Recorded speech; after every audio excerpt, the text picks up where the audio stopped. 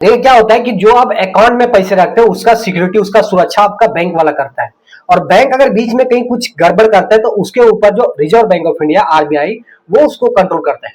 उसी तरह क्या होता है कि हमारा जो इन्वेस्टमेंट लाइन में सेबी और एमफी रेगुलेट करता है, उसको कंट्रोल करता है। तो जो मेन गवर्नमेंट है, मेन सरकार है, वो हमारा सेबी है, जिसका पूरा नाम security exchange board of India बोला जाता है।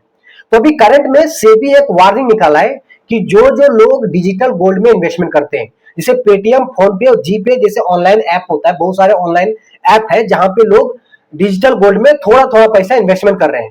तो उसके रिगार्डिंग में क्या हुआ कि एक वार्निंग इशू किया है कि जो पैसा इन्वेस्टमेंट करते हैं वो किसी तरह से कंट्रोल नहीं होता है, और ना ही ये सेबी और एमपी इसको कंट्रोल करता है। तो अगर आपको डिजिटल गोल्ड में इन्वेस्टमेंट करना है तो आप जो गोल्ड ईटीएफ होता है, सिल्वर ईटीएफ होता है, उसमें इन्वेस्टमेंट करें, या तो आप गोल्ड फंड में इन्वेस्ट कर रहे हैं जहां पे ये सेबी और एमपी के द्वारा क्या होगा कि कंट्रोल किया जाएगा, इसका सारा हिसाब किताब पता चलेगा।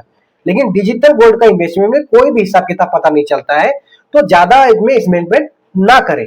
देखा जाता है कि जो कंपनी, मतलब म्यूचुअल फंड कंपनी जब ईटीएफ लॉन्च करती है तो जितने पैसे उनके पास इन्वेस्टमेंट होता है, मतलब जितने पैसे उसके पास जाता है, तो वो क्या करते हैं ईटीएफ में जाके डायरेक्टली आरबीआई के द्वारा गोल्ड फंड में और गोल्ड लेके रख लेते हैं, ताकि जिस तरह गोल्ड का डिमांड और सप्लाई बढ़े उस तरह उनके पैसे, उनका रिटर्न भी बढ़े।